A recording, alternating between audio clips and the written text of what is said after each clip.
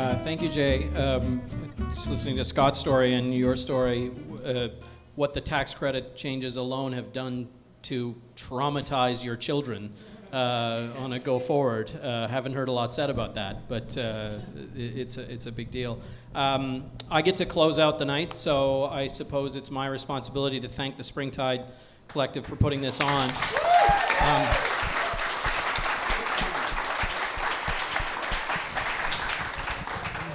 And hopefully we'll see a lot more things like it. I sort of echo what Megan said and what, to a certain extent what Ruby said earlier. I feel unqualified to be here speaking with everyone because I was one of those people that got swept up in what was going on. I was very upset and I was very angry. I'm a member of ACTRA, and so I did have very, very strong feelings about it, but my livelihood didn't necessarily depend on the changes. I am one of those people in the industry who has a foot in something else in order to feed their families, and I have a large family, so I don't have a lot of opportunity to moonlight in certain things. However, one of the first things that happened, in addition to writing a letter to the Herald, was I was contacted by Glenn Matthews and Nelson by extension. My friend Beth Amiro is here, and we participated in the making of a video, a mock political ad where we made fun of the Liberals to a certain extent, which had a cathartic kind of feeling to it. It didn't feel like a typical film project, and I don't know how many people have seen it. Graham Steele has seen it. Thank you. But I got to do things like rip the head off a Barbie doll, and I got to snap a toy keyboard over my knee and shower shards of sharp plastic on a terrified little girl, which anyone who knows how I feel about children was an amazing feeling. And I think, talking to Nelson about it earlier, I think we all kind of felt the same way on the day. It was the first film that was sort of made and came out. We didn't know what was going to become of it. We didn't know what was going to happen. The little girl in the film calls the premier a liar. We specifically mention a particular political party. And the reason why I'm saying this and going into a bit of detail to set up my story is that I got some very, very strong reactions from people that I knew about this project. And the reason why I did is because I, like Nelson, I grew up in Cape Breton Island, which has, people have party politics as part of their lifeblood. People wear their political parties like they wear hockey jerseys around. If you're a Leafs fan, you're a Leafs fan when you are born. You are a Leafs fan for life. You do not change. I remember being in a living room with my friend Joey, who was very politically active, and he was asking his grandmother, Nanny B, who should I vote for? What is it I have to think about when I vote for someone? And she was in the room with him, and his grandfather was in a separate room, sitting in his chair, sort of decrepitly watching television and being angry, and that's what he did. And his I'll never forget this. This has made such a huge impression on me. His grandmother said to him, "Well, Joey, you got to look at the people. You got to think about what they can do. You got to think about how good of a representative they will be, and that's who you vote for." "Isn't that right, Frankie?" she yelled to the next room. And I'll never forget this. Frankie said, "I've never voted for anyone but fucking Liberal in my life, and I never fucking will." And that made a really strong impression on me. And one of the reasons why I got strong reactions is because in the late 80s, my father was a Liberal opposition member in the legislature. And then in the 90s, he was a cabinet minister, Liberal cabinet minister, under John Savage's government, that actually brought in the film tax credit, which feels forever to go to me, but actually isn't that long ago. And then he actually ran for the leadership of the party during the dark ages of the Liberal Party in the sort of the mid-2000s. So you don't have to guess. The people who know me, I am a liberal. I am a liberal. And I'm not just a liberal.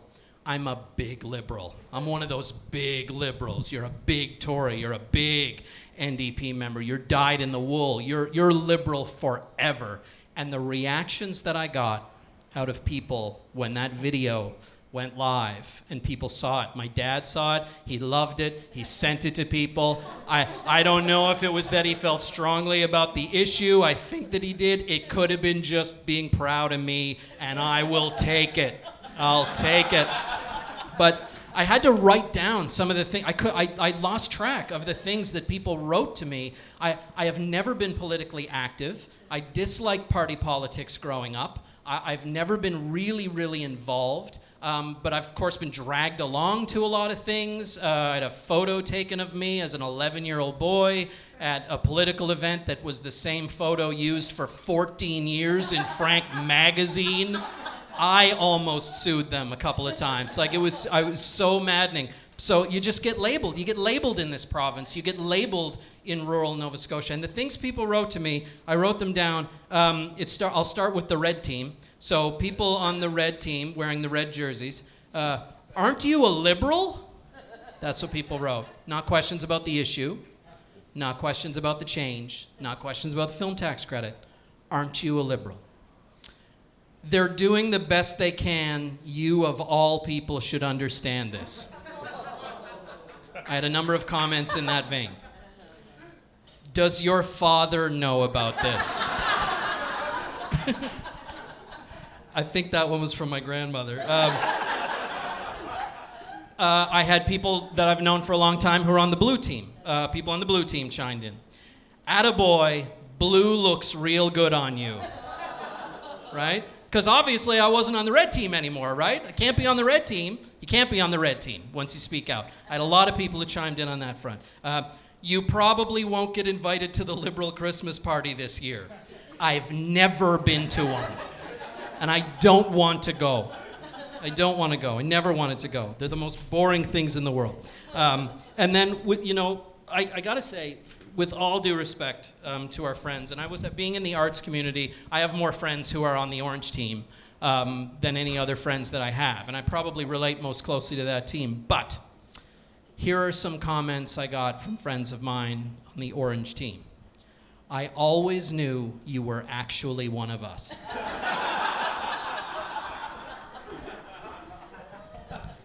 Glad to see you and other liberals are finally coming to your senses. I will say this.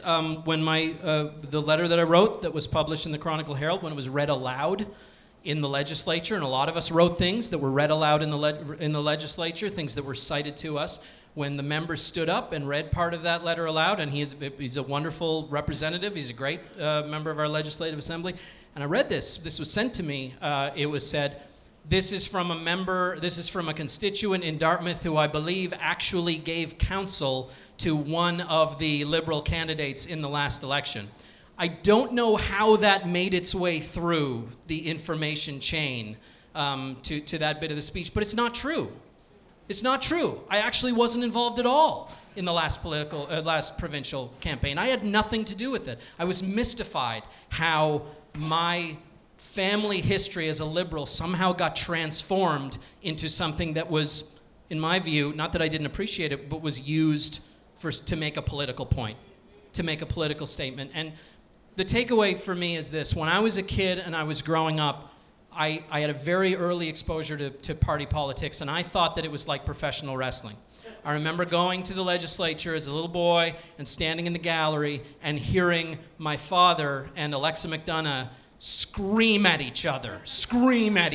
He got up and gave a speech, and she screamed at him. She yelled stuff. He sat down, she got up, he screamed at her. And then I remember coming downstairs and the two of them standing next to each other, laughing, joking, and my father introduced me to Alexa McDonough as his friend. And some of you who are members of the legislature, you'll relate to this. And I remember thinking, oh, this is just like professional wrestling. That's what this is. He's Macho Man Randy Savage, and she's Ricky Steamboat. She's the good guy. And they're actually friends. They don't dislike each other. But what I've come to, that's the players. What I've come to discover about party politics, and it's something I have a lot of problems with, it's something I have a lot of difficulty with, is that it is very, very easy for us as activists or people who feel strongly about an issue to have your issue appropriated by a party for political gain or for a political purpose. It's very easy for you to be associated with a party because of a stance you've taken on an issue, because of who just happened to be in government at the time. And I think that those of us who feel very strongly about issues, who want to fight for issues, to a certain extent, even though we may join and we may work with a political party, I think we have to resist the urge to wear a jersey.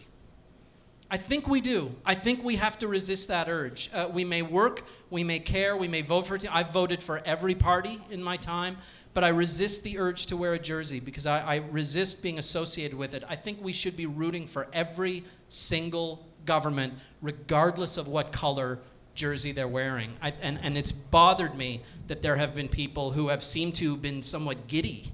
And I've seen this with every government, somewhat giddy at the follies of the governing party. And every party has done it. Every party has done it. And this has bothered me because a day's going to come, for example, when Ruby Boutlier is going to be Premier of Nova Scotia and Corey Bowles is going to be the Minister of Small Swamps and Bogs or whatever it is.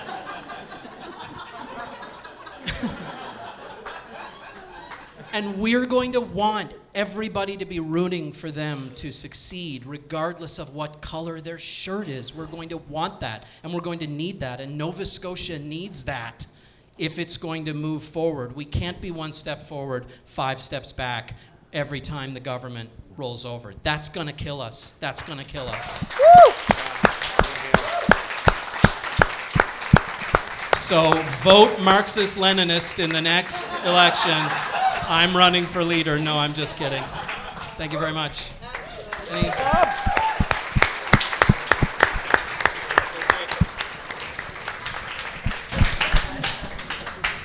What a great note to end on. Thank you, all of the storytellers from the activist circle.